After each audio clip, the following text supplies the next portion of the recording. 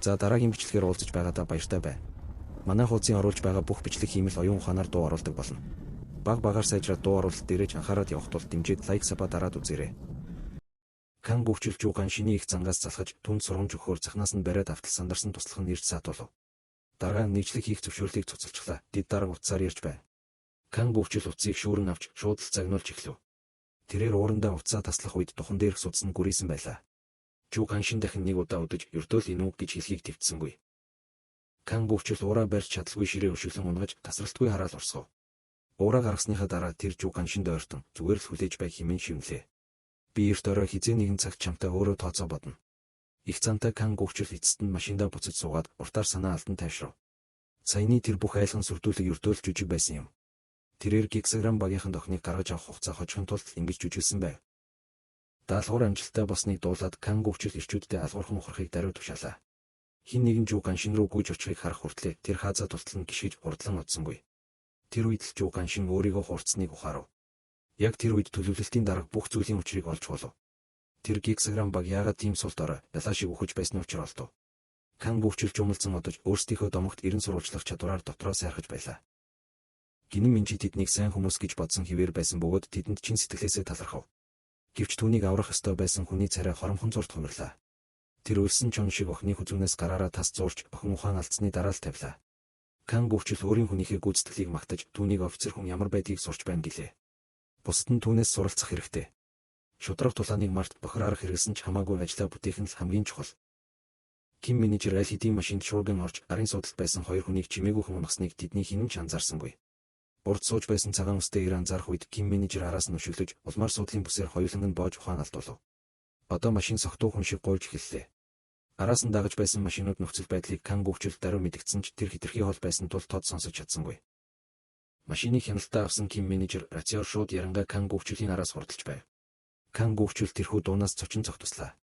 Ким менежер олон үг нурсангүй. Миний охинд ямар нэг зүйл тохиолдвол чи өгсөн гэж мэдэрээ. Кан гүвчил багталтайгаар инэв. Чи байх нэ код 66. Чиний 90 үе дууссан. Чи надад хүрч чадахгүй. Би аль хэдийн төв штаб дээр ирчихсэн байна. Тэрээр Ким менежерийг хайр найргүй даажигнав. Хурдлаарай, би охинтой чинь хамт хүлээж бай. Бэлэг авчрахаа мартаваа. Ким менежер намуухан дуугаар чи бэлэн дуртай бололтой. Том бэлгээ хүлээж байж дээ гэж хариулв. Кан гүвчил түүнийг галзуурчж гэж бодоод ирчүүддээ орцыг битүүнчлэх, эргүүлийг нэмэгдүүлэх, охиныг газар доорх байцаалтын өрөөнд аваачхыг даруй тушаав. Тэрхүү домогт хүн бэлгэнд юу авчрах бол гэдгийг хүлээж түүний царай хүлээлтээр дүүрэн байв. Сон Хансу болон бусад хүмүүс аль хэдийн барилгад нэвтэрснийг тэр огт гадарласангүй. Минжиг байцаалтын өрөө рүү чирч оруулаад халаатан сэрэв. Тэрээр мансуурсан байдалтай тийжилж яагаад гавлууснаа мэдхийг шаардав. Кан гүвчил түнд шууд л авчин тагнуулч гэж хэлв. Маш алдартай нэгэн. Минжи цочирдов. Аав тийм мундаг байсан гэж үү? Кан гүвчил айлган сүрдүүлэх тактикаа үргэлжлүүлв. Аав чинь энэ удаад том асуудалд орсон. 19 жил нуугдаж байгаад гинтхэн урууж дур зоргоороо авирлах болсон нь яагаад вэ? Чи чихэн констракшныг мэдэх үү? Үүнтэй холбоотой юм шиг байна. Яагаад гэдгийг нь мэдэх үү? Минжи хэрэг санаж тэд муудалцсан гэдгийг хүлээн зөвшөөрөв. Кан гүвчил хэсэг хугацаанд үг дуугарч чадсангүй. Дараа нь уурсан хэлгэнэв. Тэгэхээр код 66 энэ бүхнийг хүүхдийн хэрүүлээс болж хийсэн байх нэ. Уучлж боломгүй зүйл. Минжи аавынхаа тухай илүү ихийг асуухыг оролдсон боловч Кан гүвчил түүний микрофоныг зүгээр л унтраачлаа. Тэрээр ирчүүд рүүгээ хүүтэн харцаар харан гадаа байгаа бүх хүмүүст хэл хэрэг код 66-ыг харуул онсонгүй гэж дүр эсгээд шууд бууд гэв. Тэр аюултай хариуцлагыг би хүлээнэ. Түүний яриаг хин нэгэн тасалж дид сайд тантай уулзахыг хүсэж байна. Нийтлэг хийх зөвшөөрлийн асуудал тэр маш их уурсан байна гэж мэдэгдэв. Кан гүвчил дид сайдыг дотроо харааж хяналтын өрөөнөөс гарлаа. Түүнийг ямагц нэгэн сүүдэр гулсан орж ирэв. Минжи үүнийг хараад бараг л чангаар хашгирах төхөв. Хамгаалалтын ажилтан ямар нэг зүйлийг мэдэрч эргэн тойрноо харсан боловч юу ч олж харсангүй. Тэрээр бухимдсандаа ширээ шааж Минжи рүү догшин ширүүн харцаар ширтэв. Юу ч хийх гэж бүү оролд. Энд чамд хинч тусалж чадахгүй. Томоотой бай. Юу ч олж хараагүйч тэрээр шалхахаар гадагшаа гарч байгаагаа дээд тушаалтандаа мэдэгдэв. Минжиг ямар нэг зүйл олж харсан гэдэгт итгэлтэй байсан тэрээр гадаа эргэн тойрноо харсан боловч эр бусын зүйл олсонгүй. Түүнийг буцаж эргээд хаалга нэмэгц дээрээс отож байсан Сон Хансу доош өсрөн хайжин өшөөлөлтөөр түүнийг ухаан алдуулав. Сон Хансу байцаалтын өрөөнд орж мэл гайхсан охин руу ийтгэн инээмсэглэв. Хүлээлгсэн дуучлаарай. Би чамайг аав дээр чинь аваачаар ирлээ. Тэр хоёр коридороор хурдан хөдөлж эргүүлийнхнээс бултаж байлаа. Гэвч тэд удалгүй хараанд өртөв. Харуул хоромхон зур эргэлцэхэд Сон Ханс үсрэлттэй өшөлтөөр түүнийг унгаж дараа нь нөгөө хоёрыг нь шуурхаа дарав. Энэхүү үмэн самун илүү олон эргүүлийг татав. Минжигийн аюулгүй байдлын төлөө Сон Ханс түүнийг дагуулan хурдхан ухарлаа. Гинэт хажуунаас 3 хүн дайрч ирв. Минжиг хамгаалахын тулд Сон Ханс нүүрэндээ зүсэгдэв. Өнөөх 3 жумалцсан энэ нөгөө домогт баатруу. Юутай урам угармаар юм бэ гэлээ. Тэд амжилтаа Кан гүвчл даруй мэдэгдэв. Энэ хооронд Кан гүвчл Дид сайдад загнуулж байлаа. Мэдээг сонсоод тэрээр баг дагуулan даруй ирв. Тэрээр Сон Хансыг басамжилсан инээмсэглэлээр ухтан ихэмсгээр орж ирэхэд Дид сайд Кан гүвчл рүү гомцсон харцаар харав.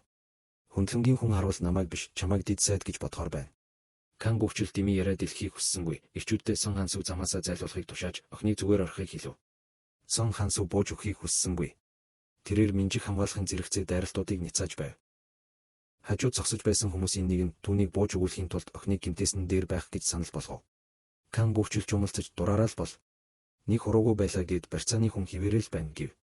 Түүний ирчүүд үнийг нь ойлгож удалгүй тэднийг хоёуланг нь номхруулв. Кан гүвчл цааш нь ирчүүддээ дохио өгч нэгнүүдээ алдлаа гэд хороо хөмөрчихгүй гэлээ. Магадгүй өхлийн ирмэг дээр цаг хугацаа удааширч урд өмнө хизээж анзаарч байгаагүй зүйлсээ олж хардаг байх. Минжи өөрийнх нь өмнө зогсож байсан нэрийн ард нарийн утаснууд татагдсан байгааг гинэт анзаарав. Яг тэр мөчид Дид сайдын хоолойг нарийн утастаас зураад авлаа.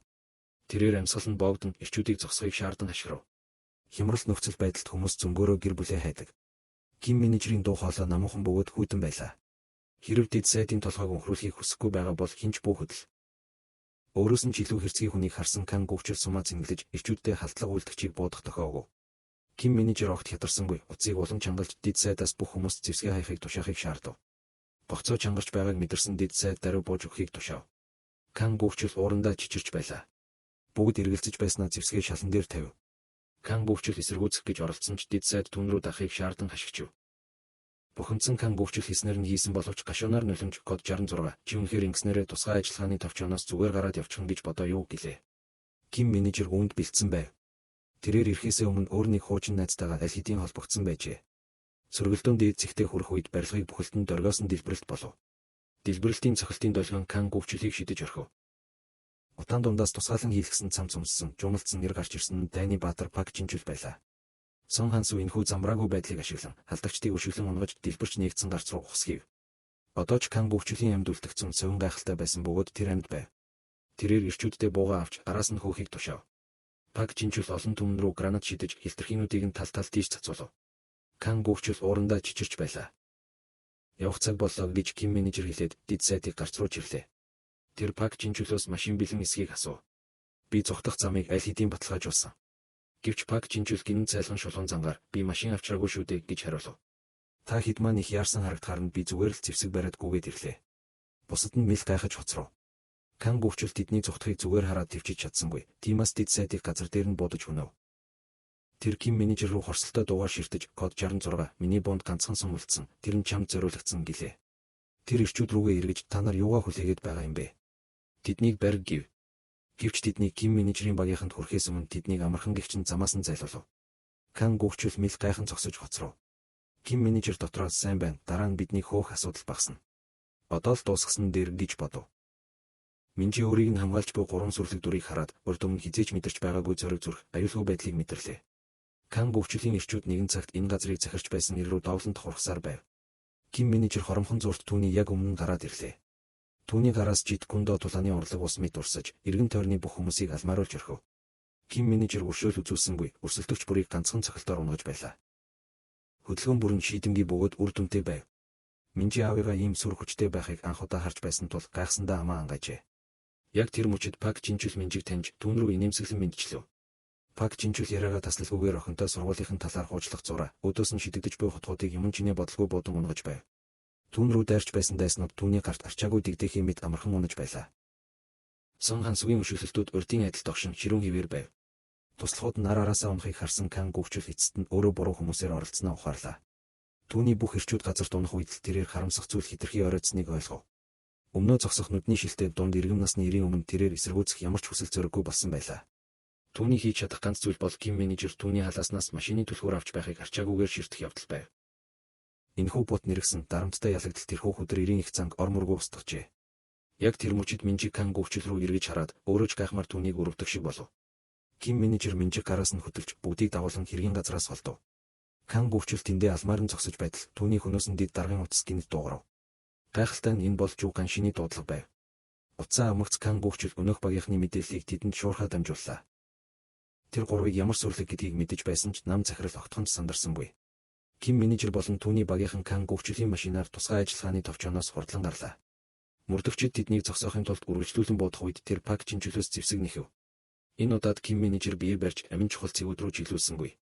Пак Чинчул хаазаа тултлан гიშгснээр Ким менежер эцэст нь буртаар санаа алдаж тэд аюулгүй зүгтэж чадлаа. Өхөл амьдралын зааг дээрх сорилтыг давсны дараа аав охин хоёр бие рүүгээ харж Ким менежер охиноо чангаар тэврэн дахин уучлалтгүй. Тэрээр охиноо аюулд оруулж илүү эрт аварч чадаагүйдээ маш их харамсаж байлаа. Үүнийг сонсоод Минжиг нулимс туслуулан уйлахаас өөр аргагүй болов. Гинэт тэдний зүг нэгэн ачааны машин дайран орж ирж аав охин хоёрын тэрхүү 50 мөчийг таслав. Пак Чинчул жолооны хүрттэйгээ цөхрөнгөө барж тэмцэлцсэний эцэст машиныг зам дээр арай хийн тогтов. Машин тогтворч мөгцсөн хансуу гадаг шарж ямар нэг зүйл буруу байгааг шууд мэдрэв. Хизээ нэгэн цагт дөрвөн ачааны машин тэднийг тал талаас нь бүслэн авсан байв. Урд байсан ачааны машин ачааны хэсгээ алхуурхан нээж араас нь хөөж байсан төлөвлөлтийн дарга дотор нь зогсож байлаа. Тэрээр чихвчээрээ тушаал өгч байв. Арын ачааны машин тэдний машиныг урд талын ачааны машины ачааны хэсэг рүү шууд түлхэж оруулав. Үүнийг хараад Пак Чинчул хөөрөлдөө шүглэлтлээ. Төлөвлөлтийн хилцийн даргын их зан гаргаж байгааг бодоод тэрээр нүднээс нь нулимс гартал инээхээс өөр аргагүй төрөв.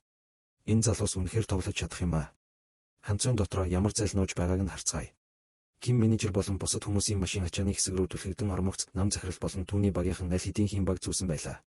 Үүний дараахан ачааны хэсгийн агааржуулагчаар зузаанхийн үйл цацагдаж эхлэв. Сон Хансу энэ бол нойрсуулагч хий гэдгийг даруй ухаарав. Ким менежер Минжиг даруй тайвшруулж бүү сандар зүгээр л духигээд авах шиг сан. Аав нь яг энд байна гэж хэлв. Нам захирал цаг руугаа харж тэднийг хангалттай удаан ухаангүй байсан гэж тооцооллоо.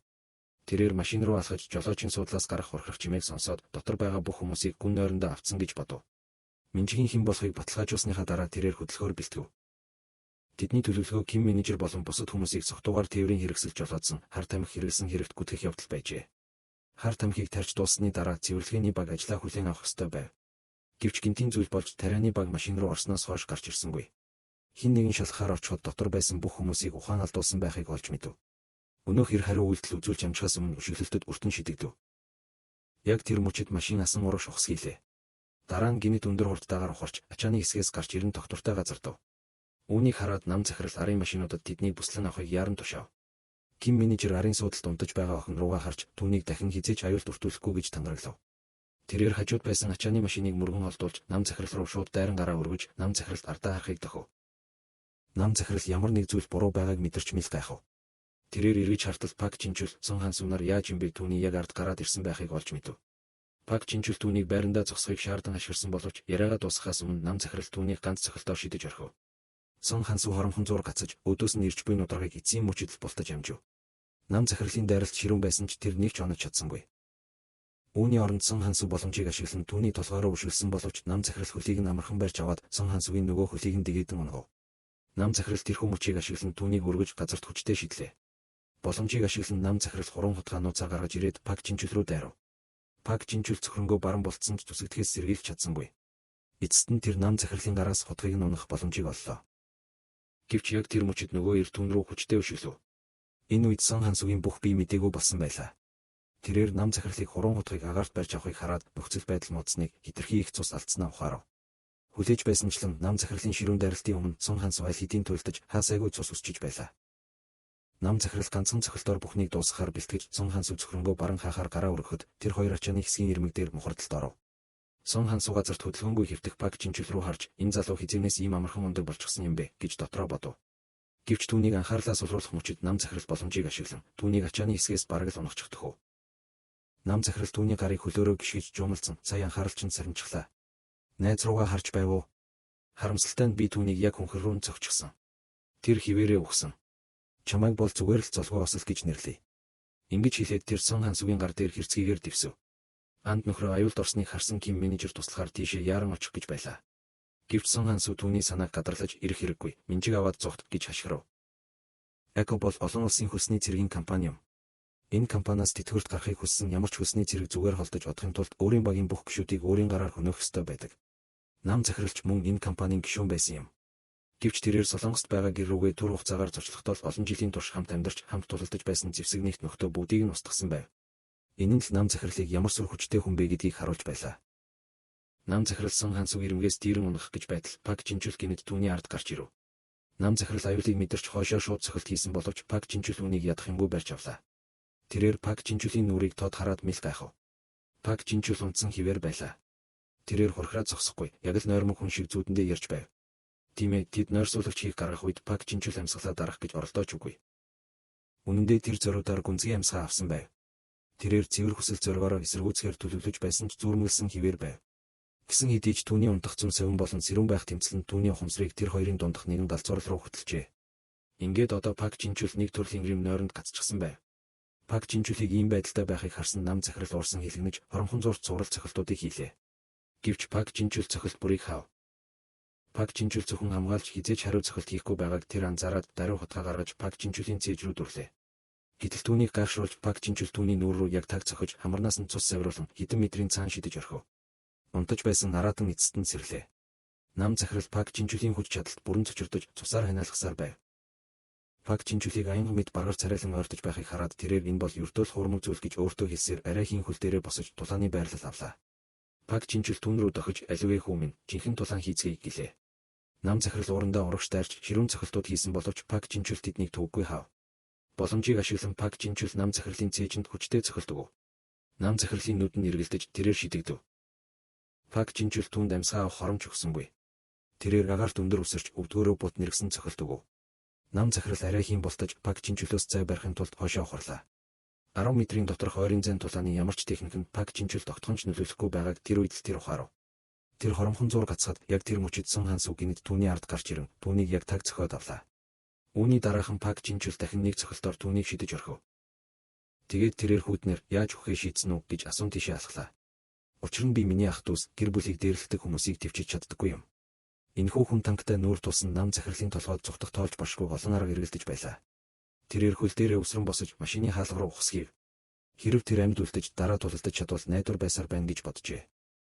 Түүнийг машинаас үсрэх гэж байтал арын машинаар хөөж буй Ким менежер хараанд нь өртөв.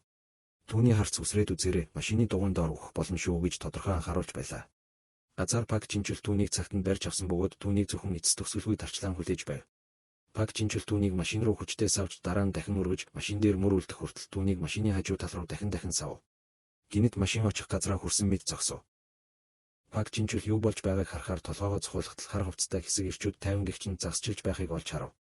Ким менежер энэ мөчид баргаар царайлан машинаас бууж өнөөх ялагдсан хэрийг анхааралтай ажиглаж байхыг нөгөө хоёртоо даалгаад загсчид руу шууд чиглэн алхав. Тэнд сууж байсан хүн бол өөр хинч биш Жиан барилгын Жу Ганшин байлаа. Нэгэн туслах нь Жу Ганшинд хин нэгэн ойртож байгааг чимээгүйхэн сануулв. Гэвч Жу Ганшин нам захирлыг хүлээж байгаа мэд 50 байж дэгээгээ шидсээр байв. Гэвч ирж буй хүн нам захирал биш гэдгийг ухаарах мөчид ямар нэг зүйл буруу байгааг мэдэрч хөл дээрээ ухсхийн бослоо.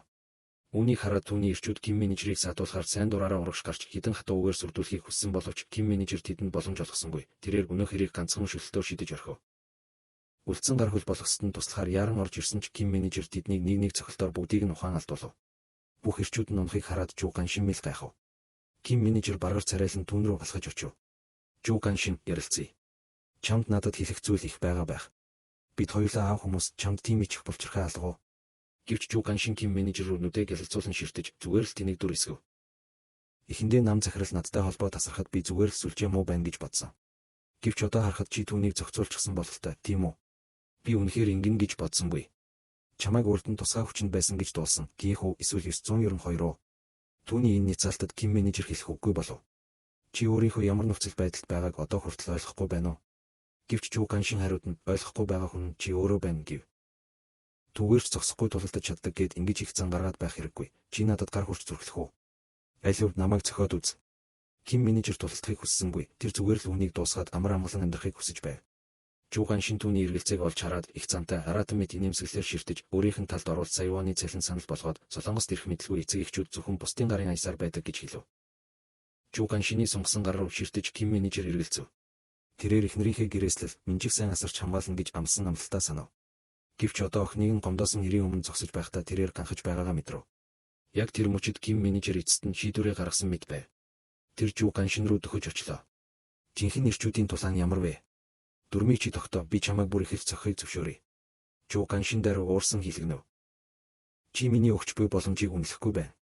Тэр Ким менежерийн нүүр рүү цохиж дааж гинав. Намайг цохиод үз, навшмын. Хэрэв чи надад ганц хуруу хүрэх юм бол шуурганд бэлдээрэй. Би чамайг болон охиныг чинь энэ хорвоогоос ор мөргөө алга болгож чадна шүү. Үүнийг сонсоод Ким менежер дахин эргэлзээгүй. Тэрээр Жу Ганшины нүүр рүү яг таг цохиод авлаа. Эхнэрийнх нь уг толгойд нь цуурайтаж байв. Чи Минжиг асрах хэрэгтэй. Түүнийг хамгаалах уу? Чи намайг аль ангид байсныг асуусан уу? Би бигсэн төв штабын тусгай үүрэгт тасгийн код 66 байна. Яг тэр мөчид хэрийн аавыгаа зодуулж байгааг огт гадарлаагүй байв. Тэрээр гэртээ төвшин хүлээхээс өөр зүйл хийж чадсангүй. Ким менежер усан дотор усан нохоо шиг хөвтөж буй Жу Ганшин руу харж живчихвээ гэж санаа зовоод түүнийг шүүрэн авч эрг рүү хүчтэй шидэн түүн рүү догшин ширүүн харцаар ширтв. Үхсэн дүр эсхээ бол. Босс. Жу Ганшин ухаан орохдоо маш их гудамжийг мэдрэв. Тэрээр гараа зангидан Ким менежер рүү хүчтэй цохилт хийхээс өөр аргагүй болов. Би багийнхаа л бусдыг зодож өссөн хүн. Гэвч түүнийг яриагаа дуусгахаас өмнө Ким менежер хариу цохиж түүнийг ганц цохилтоор шидэж орхив. Учир нь Ким менежер хариу тэмцэн ч, эс тэмцэн ч инээр түүнийг болон охиныг нь хизээж зүгээр орхихгүй гэдгийг мэдэж байв. Тиймээс энэ удаад тэр бүхнээ зориулв. Жу Ганшины бахархал хөлт гიშгэгдлээ. Тэрээр даруй уцаа гаргаж ирэн Ким менежер рүү хашгирч энэ утас ямар үнцэнтэйг мэдэж байна уу хэмээн шаардав.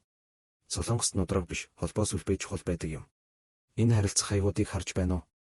Хүн бүр үүнийг олж авч чадахгүй. Хэрэв би эднийхийг нэг рүү залгуул чи сургаггүй алга болох болно. Гэвч Ким менежер Жу Ганшины сүрдүүлэлт огт авцсангүй. Үүний оронд тэрээр уян багшийнхаа утсыг гаргаж ирэн дугаар залгаж нөгөө талын хүнээс Жиан барилгыг татан буулгаж чадах уу гэж шууд асуув. Нөгөө талын дуу хоолой итгэлтэйгээр хариулж юу болсныг мэдэхгүй ч энэ нь ямар ч асуудалгүй гэв. Жу Ганшин үүнийг сонсоод гацаж Ким менежерийг өөрийг нь хуурахын тулд хэн нэгэнтэй жүжиглэж байна гэж бодов. Гэвч дараагийн секундэд хэн нэгэн түн рүү залгаж байгааг хараад тодорхойгүй айдас төрж уцаа таслан цогтхойг оролдов. Гэвч Ким менежер түнд уцаа авахыг хэлж чи өөрийгөө хинч хүршгүй гэж боддог байгаагүй гэж үү? Өнөөдөр би чамд дээр чинь үргэлж хэн нэгэн байдгийг харуулъя гэлээ. Дуудлага холбогдмогц Жу Ганшины царай цонхиж хэн нэгэн түүний бүх зүйлийг ийм амархан булааж чадна гэдэгт итгэж чадахгүй өвдөг сөхрөн монов. Тэрээр уурсан бодит байдлыг хүлээн зөвшөөрөхийг хүсэхгүй Ким менежер рүү дахин нэг цохилт хийв. Мэдээж Ким менежер түүнийг зүгээр орхисонгүй, түн талархаж байгаагаа хилэнгээ хариу тултав. Хэрэв чи байгаагүй бол би тэр дуудлагыг хийх зориг хизээж гаргахгүй байсан. Би Минжиг хамгаалахын тулд юу ч хийхэд бэлэн. Яг тэр мөчид Минжиж мөн сэрж аавыгаа анх удаа ийм байдалтай байхыг хараад нулимсаа барьж чадсангүй. Сон Хансу түүнээс чи аавыгаа ийм байхад нь үзэн ядаж байна уу гэж асуув.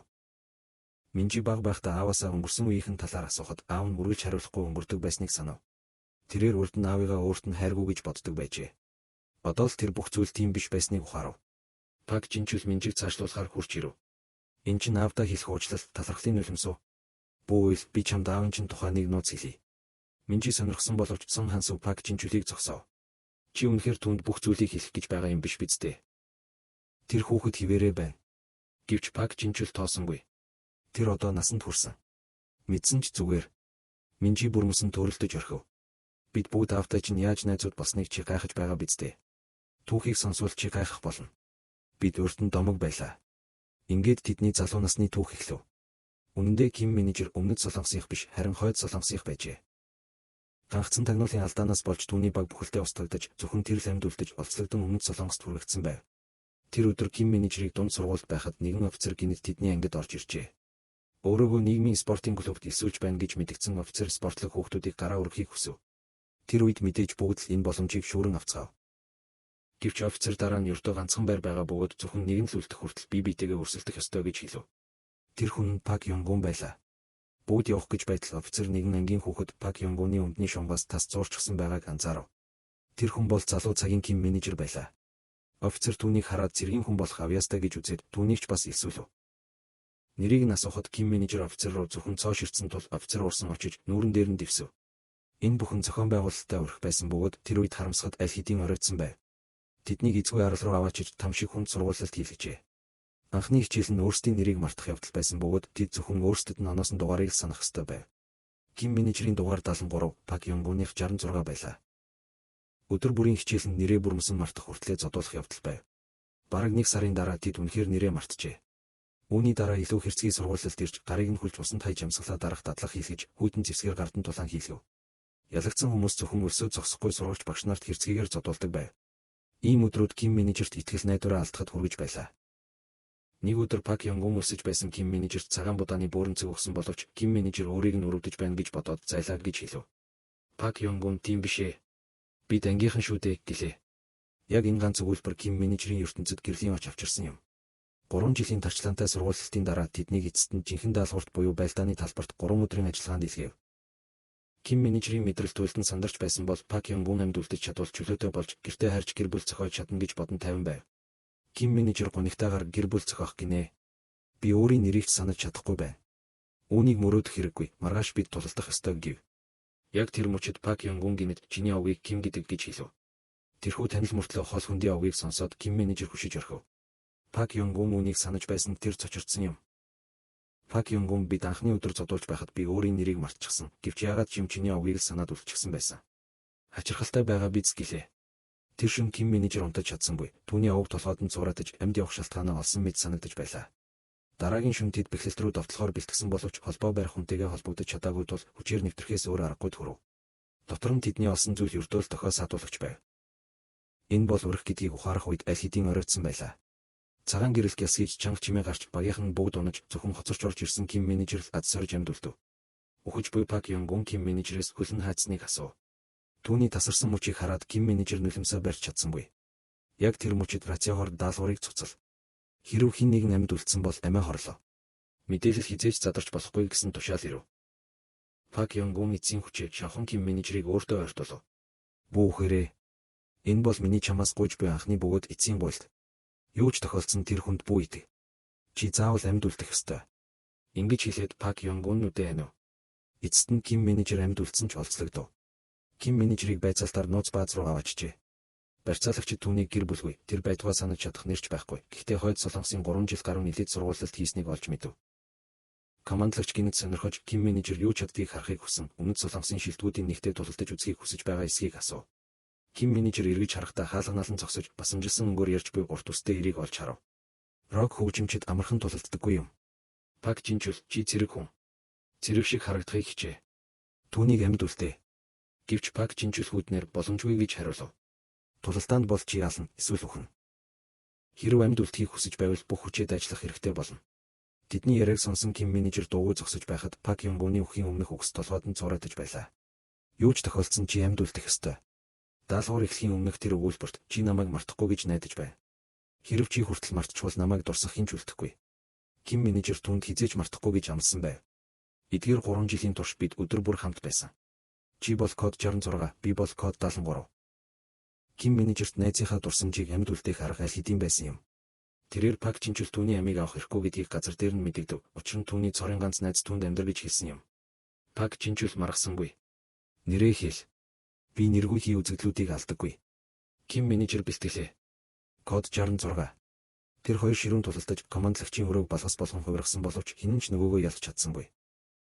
Хажууд нуугдаж байсан командлагч тэднийг дуусахыг хараад гашуунаар гомдлоо. Та хоёр үнийгээ гадаа хийж болоогүй юм уу? Пак Жинчул зогсоод ингээд дуусгая. Би энэ залуутай дахиж тулалдмааргүй байна гэв. Гайхсан хിവэр байсан командлагч Пак Жинчулөөс шинээр ирсэн хүний чадварыг юу гэж бодож байгааг асуув. Пак Жинчул хариуд нь би түүнд хид хідэн илэрхий боломж олгосон боловч тэр хизээч өгөөш өмхөөгүй. Хэрв бид үргэлжлүүлсэн ч хинэн ч ялахгүй байх байсан. Түүний чадварын хувьд тэр үнэхээр сүрлэг юм. Түүнийг орж ирэх мөчид тэр эргэн тойрны бүх зүйлийг наривчлан шалгасан. Тэр зүүн савнгаараа тулаанд ашиглаж болох бүхий л зүйлийг тогтоож авсан. Тийм биш гэж үг код. Би яагаад гэдгийг мэдэхгүй ч чи амлалтаа биелүүлэхээр шийдсэн болохоор үүнийг эцийг нь хүртэл хийж чана гэдэгт итгэлтэй байна. Үүнийг л үнэнч зан гэдэг юм гэлээ. Пак Жинчулийг эцэст нь явсны дараа л командлагч босов. Тэрээр Пак Жинчулийн үгийг санаж тэр энэ хүүг амьд үлдэхийг хичээгээд байна уу гэж бодов. Ким менежер ямар ч хөврөлгүйгээр би аль хэдийн хоригдол болсон. Хэрв надтай тооцоо бодох гэж байгаа бол хурдан хий. Намайг тэнэг гэж бүү бод гэв. Командлагч түүний мөрөн дээр алгадав. Солонгос хүмүүсийг амархан алдаггүй юм. Чиний одоо бодох хэрэгтэй зүйл бол ирээдүй чинь. Жирийн хүн шиг чимээгүй амьдр. Хэрв чи бэлэн бол би чамд яаж гэдгийг нь зааж өгч чадна. Командлагч үнэндээ маш ийдэг хүн байв. Тэрээр Ким менежерт Солонгост хэрхэн амьд үлдэхийг зааж өгчээ. Ким менежер Солонгост 2 жилийн турш 50 амьдрав. Нэг өдөр генерал түүнийг хойд Солонгос руу нууц даалгаварт гинэд илгээх хүртлээр тэр 50 амьдарсан юм. Генерал энэхүү даалгавар Ким менежерийг жинхэнэ Солонгос хүн гэж хүлээн зөвшөөрөгдөх боломж гэж хэлсэн бөгөөд үүнийг дуусгасны дараа түүнийг өөрийн өргөмөл хүү болгох талаарч бодож үзнэ гэжээ. Гэвч гинтийн зүйл болж энэ даалгавар Ким менежерт өөрийгөө аль ч талд хүлээн зөвшөөрөгдөөгүй. Үнэхээр гадуурхагдсан нэгэн гэдгийг эцсийн удаа ухаарахад хүргэв. Тэд байны байрлалд хурдан хүрв. Тэрхүү халдсан нэр өмнөд Солонгос руу их буугаар цохилт өгөх тушаал өгөх гэж байсан бөгөөд туслах нь түүнд даргын гарын үсэг зурах баримт бичгүүдийг өгч таарав. Яг тэр үед буун дуу гарч өнөө хэрийн толгой руу бодов. Чухал баримт бичгүүдийг шүүрч аваад Ким менежер багийнхандаа ухрахыг хашгирсан боловч тэд гинэд түүн рүү буугаад чиглүүлв. Ямар нэг зүйл буруу байгааг мэдэрсэн Ким менежер тэднээс шалтгааныг асуухад хэн нэгэн түүнийг амьд эргэж ирэхийг хүсээгүй тул уучлаарай гэсэн хүйтэн үгийг л сонсов. Ким менежерийн баг хөдөлсөний дараа нэгэн офицер генералд аль хэдийн мэдгдсэн байжээ. Ерөнхийлөгч байгууллага дотор хойд Солонгостой холбоотой хэн бүхэнд маш их санаа зовж байсан тул генерал багийнхандаа код 66-ыг хизээж буцаж ирүүлэхгүй байхыг баталгаажуулт гэж тушаасан байв. Удалгүй буун дуунаар татагдсан хойд Солонгосын цэргүүд хэргийн газарт ирсэн бөгөөд тэдний харсан зүйл тэднийг мэл гайхуулав. Ким менежер тэдний өмнө ганцаараа үхлийн аюултай сүр хүчийг цацруулан зогсож байв. Тэрээр өөрийг нь хөнөөхийг оролцсон бүх багийнхнаа замаасаа зайлуулан унагсан байлаа. Хүмүүс түүнийг хүрээлж ихэсэн ч хөдөлгөөс эргэлзэж байхад Ким менежер тэдэн рүү эргэж харав. Та нар юугаа хараад зогсоод байгаа юм бэ? Намайг баривчлахгүй юм уу? Тэрээр аль хэдийн энэ хорвоогоос залхаж эсэргүүцлээ зогсооход бэлэн байсан бөгөөд зөвхөн код 66-ыг эцсийн удаа харахыг хүсэж байв. Яг тэр мөчид хэн нэгэн ураг шалхан Ким менежерийн хойд Солонгосын аримд хэрэглэж байсан дугаар болох код 73-ыг дуудав. Ким менежертэй шаардал энэ нь түүнийг олон жилийн өмнө аримд элсүүлж мэхэлсэн өнөөх офицер байлаа. Офицер ирчүүдтэй Ким менежерийг явуулахыг хэлээд түүнийг нэгэн өрөөнд аваач. Ким менежер урд байгаа хоол руугаа юуж дууралгүй ширтэж байхыг хараад тэрээр Кимээс өмнөд Солонгосын хоолнд дасаад хойд Солонгосын хоолнд дургуй болчихсон уу гэж асуув. Ким менежер эцэст нь дуугарч та биднийг ямар ч шалтгаангүйгээр авч явчаад одоо намайг өөрийн нэрийг март гэж шаардж байна. Гэвч яагаад эцэст нь тэднийг орхих ёстой байсан юм бэ? Бид ядаж л хүн шүү дээ хэмээн асуув. Офицер үнийг сонсоод зөвхөн гашуунаар инээмсэглэж чи Солонгост хэрэг тархиа угаалгачихсан юм бэ? Тийм ээ, та нарыг бүгдийг чинь орхих нь хэрцгий байсан. Гэвч тэр үед надад ямар ч эрх мэдэл байгаагүй. Дээд тушаалтнууд маань намайг та нарыг аврах тушаал өгөхийг хориглосон. Тиймээс чамд тохиолдсон зүйлд би үнэхээр харамсаж байна. Цэргийн алба бол зөвхөн тушаал дагах явдал гэдгийг чи надтай адил мэднэ. Одоо би дэд генерал болсон ч дээд тушаалтнуудаа дагах ёстой хэвээр байна. Би дахин хэлье, уучлаарай. Эдгээр хэдэн өдөр амарч ав. Чи хотоос гарахгүй бол чөлөөтэй хөдөлж болно гэлээ. Ким менежер хотоор алхаж жирийн амьдралын хэмнэлийг мэдрэх тусам энэ бүхэн түнд маш их ягтай санагдаж байв. Түүний жинхэнэ эрх чөлөөг амссан анхны газар нь энд хойд Солонгост байж таарав. Мөн тэрээр энд амьдралынхаа хамгийн чухал эмэгтэй болох Минжигийн ээжтэй танилцсан юм. Тэрхүү учраас тэднийг хайр сэтгэл рүү хурдан хөтлж удалгүй тэд бие биедээ харьяалагддаг гэдгийг мэдсэн юм. Гэвч аз жаргал үргэлж асуудал дагуулдаг бололтой. Тэр өдөр дэд генерал зэвсгэлсэн байдалтай Ким менежер дээр ирж хин нэгний буурыг авч хайхыг тушааж яагаад нутгийн охинтой орооцолтоод байгааг нь уртаар шаардав. Ким менежер зөвхөн энгийн амьдралыг хүсэж байна гэд эрс татгалзав. Гэвч дэд генералын үгс анхааруулга дагуулж байв. Сураг аль хэдийн тархсан, би үнийг нууцлахыг хичээсэн боловч тэр чиний үнэрийг авчихсан бололтой. Одоо тэр охиныг болон чамайг хөнөөхийг хүсэж байна. Миний хийж чадах зүйл үүнээс илүү алга. Ингэж хэлээд тэр явхаар эргэв. Үүнийг хараад Ким менежер даруй бууж өгсөн боловч охины аюулгүй байдлыг баталгаажуулахыг шаардав. Ким менежерийг өгөөш өмгснгийг мэдэрсэн дэд генерал түүнд байны зургийг даруй өгөв. Өдөртөгч өөрийн уган хүүгээ залхамжлагчаа болохыг хүсэж байгаа бөгөөд энэ нь маш олон хүнийг уурлуулсан. Тиймээс энэ даалгавар чамаас өөр хүнд ч унагдахгүй. Энэ хооронд өмнөд Солонгост Пак Чинчул мөн адил алхахын тушаал хүлээн авчээ. Өмнөд Солонгос тэр эрийг залхамжлагч болохыг хүсээгүй юм. Тэрээр зөвхөн дайныг өдөөрчдүүдийг үе цөмийн зэвсэг хөгжүүлэхийг шаарддаг тууширсан үзэлтэн байв. Улс орны амар амгалан байдлын төлөө түүнийг устгах ёстой байв. Гинтийн зүйл болж Цон Хансууч мөн яг ижил даалгавар хүлээн авчээ. Удалгүй Ким менежер нэгэн тансаг зочид буудалд хүрэлцэн ирэв. Залхамжлагч тэнд хэсэг хугацаанд саадна гэдгийг дэд генерал амлалтсан байжээ. Ким менежер байны яг доод талын өрөөнд байрлахаар эрт ирсэн байв. Гэвч түүнийг гайхшруулж тэрхүү өрөөг аль хэдийн өөр хинч биш Пак Чинчул эзэлчихсэн байсан бөгөөд тэрээр өөрийн сонсох төхөөрөмжүүдийг суйрлуулсан байлаа. Өөр сонголтгүй болсон Ким менежер дээд давхрын өрөөг захиалжээ. Гэвч аз дутахад нэг цагийн өмнө тэнд хэн нэгэн бүртгүүлсэн байв. Энэ нь Цон Хансуу байсан бөгөөд тэрээр мөн хяналтын төхөөрөмжөө суйрлуулж байв. Ямар нэг зүйл буруу байгааг мэдэрсэн Ким менежер зүгээр л шууд залхамжлагчийн өөрийнх нь өрөөг захиалчлаа. Ажилтнууд түүнд 7 хоногийн дотор өрөөг суулгах шаардлагатайг сануулв. Ким менежер дуртаяа зөвшөөрөв. Эцсийн эцэст дээд доод давхрын бүх хүмүүс удалгүй өрөөгөө суулгах байсан юм. Яг тэр мөчид Пак Чинчул дээд давхраас танил дуу хоолой сонссон боловч хэнийх гэдгийг нь сайн санаж чадсангүй. Ким менежер орон дээрээ хөвтөж дээд доод давхрын руу өдөөн хатгсан үгс өглөж байгаад эцэст нь өлсөж байгаагаа хэлв. Тэрээр юм идэхээр хажуугийн бар ресторан руу явхаар болов. Яг тэр үед Пак Чинчул Цон Хансуу хоёулаа энэ мэдээг сонсоод энэ хүнийг очиж шалгахаар шийджээ. Ресторанд Ким менежер хин нэгнийг хүлээж байгаа мэт ганцаараа сууж байв. Удалгүй хин нэгэн түүний өөдөөс харан сандал татан суулаа. Энэ нь дуучин шиг хувцассан Пак Чинчул байсан бөгөөд тэрээр зөөвчөөс хоол хүртэл захиалав. Ким менежер Пак Чинчулыг таньж түүнийг яагаад энд байгааг сэжиглэв. Пак Чинчул хариуд нь код 66 чи яагаад энд байгааг би өөрөө асуух ёстой байна гэлээ. Түүний өмсөн хувцаснаас залхсан Ким менежер дэмий үгээбэл. Зүгээр л үннийг хэлэх гэв. Яг тэр мөчид Пак Чинчулийн хөл нүдтэй мэд байв.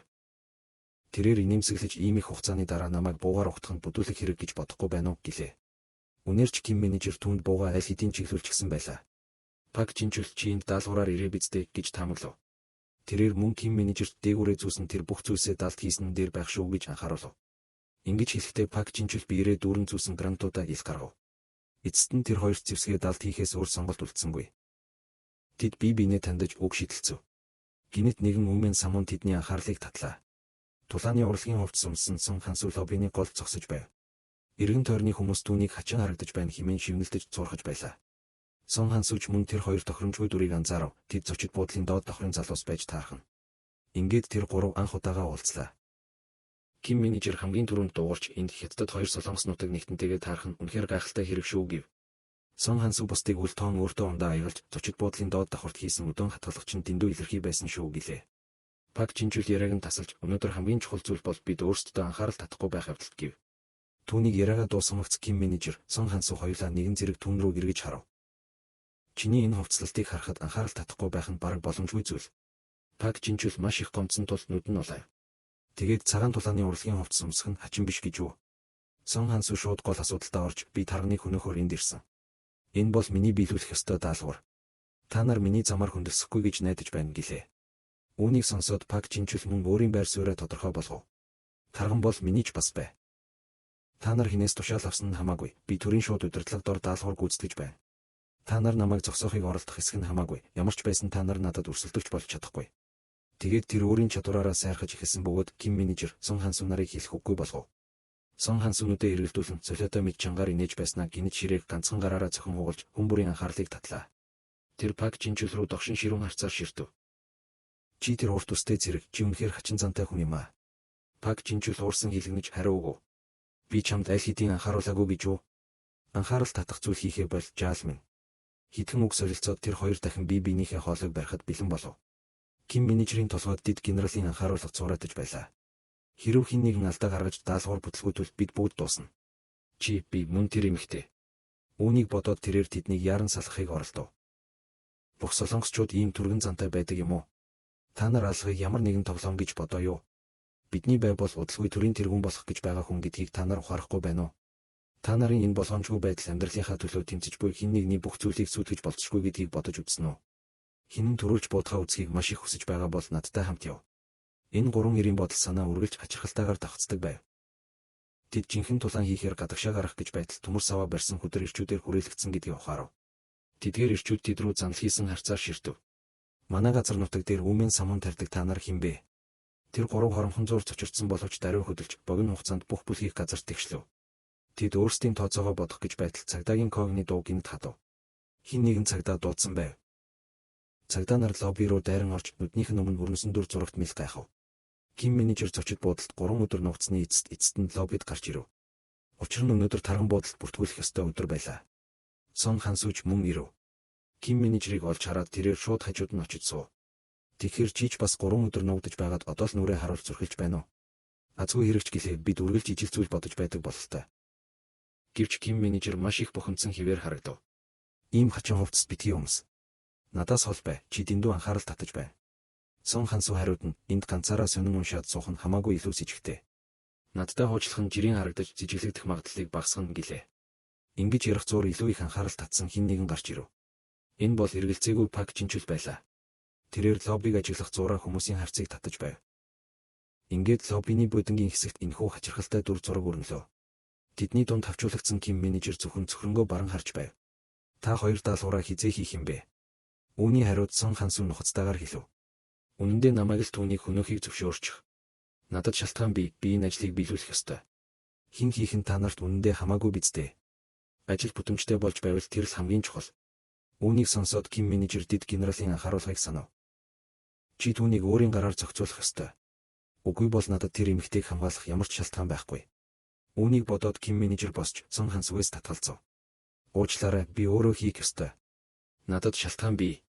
Миний замаар бүх хөндөс, үгүй бол би хамгийн түрүүнд чамтай тооцоо бодно шүү. Яг тэр мөчид хаалганы гаднаас хар хувцастай хэсэг бүлэг хүмүүс гинэд орж ирж Сон Хансугийн хэлэх гэж байсан үгийг таслав. Тэдний 1406 тоод өрөөнд бүртгүүлж байна гэсэн сураг тархаж бүгд тийшээ эргэж харав. Зөөгч одоогийн зочин өрөөгөө хараахан сулаагүй байна хэмээн дахин уучлалт гуйж байлаа. Гинэт хэн нэгэн өөрсдийг нь ажиглаж байгааг мэдэрсэн боловч эргэж харахад юу ч байсангүй. Ким менежер болон түүний баг аль хэдийн буудангийн ард нуугдчихсан байж таарав. Өрөө захиалчихсан байгааг мэдээд харан хувцастай хүмүүсийн удирдагч хүлээн авах хэсэгт асуудал үүсгээгүйч ямар нэг зүйл буруу байгааг мэдэр ирчүүдтэй хамгаалалтыг чангаруулахыг тушаав. Ким менежер болон нөгөө хоёр ч үнийг сонсов. Тэд юу ч дуурайгүйч ганцаараа ажиллах нь бараг боломжгүй болсныг бүгд ухаарч байлаа. Учир нь тэдний өрсөлдөгчид одоо сонор сэрэмжтэй болж хамгаалалт чангараад байсан тул тэдний анхны төлөвлөгөө дахиж хэрэгжих боломжгүй болсон байв. Тиймээс тэр гуравт одоогоор хамтран ажиллахаас өөр сонголт байсангүй. Өрөөндөө буцаж ирээд хүн бүр тодорхой үүрэг хүлээж удалгүй тэд тарганы байршлыг яг таг тогтоом маргааш өглөөний тэг 2 тэг цагт хаалганы үүдэнд уулзахаар тохиролцов. Сон Хансу өөрийн төгшүүрийг илэрхийлж одоогийн хамгийн том асуудал бол хамгаалалт. Тэд үнэндээ хэр хүчтэйг бид мэдэхгүй гэлээ. Пак Жинчул урдын адил өөртөө итгэлтэй хэвээр бид гуруулаа хамт байна шүү дээ гэв. Ким менежер олон зүйл яриаггүй бөгөөд уулзах цагийг дахин онцолж хоцрохгүй байхыг тэдэнд санууллаа. Гэсэн ч тэр гурван хүн бүр өөрийн гэсэн бодолтой байсан бөгөөд ганцаараа хөдлөх хэдийн зорилготойгоор товсон газраа 3 цагийн өмнө ирцгээв. Сон Хансу хамгийн түрүүнд дуугарч дөнгөж 11 цаг болж байна шүү дээ гэв. Пак Жинчул даруй шалтак тоожиж өдөр хитрхи их ус уучсан болохоор зүгээр л би засах руу орохоор гарч ирлээ гэлээ. Ким менежер тэдэн рүү ширтэж та нар солонгосчууд үнэхээр шудраг бус юм аа гэв. Тэр гуруулаа яриагаа зогсоож зочид буудлын руу шууд чиглэв. Хамгаалалтынхантай нүүр тулах үедээ тэдний зүгээр л замаасаа зайлуулав. Гэвч яг тэр мөчид Пак Жинчул сандрагсан байдлыг ашиглан ганцаараа шууд хаалга руу ухсхийхийг Ким менежер анзаарав. Тэрээр доторшгүйж орон доторх харуулуудад гадаа асуудал үүсээд байна гэж хэлв. Бүгд гадагшаагүйхийг хараад тэрээр тэрхүү замраагүй байдал дундуур барилгын гүн рүү шуурхан орлоо. Энэ хүрээд энэ удаагийн парт дуслаа. Лайк, subscribe дараад үзвэл бичлэгүүдээ илүү хурдан оруулаад явна.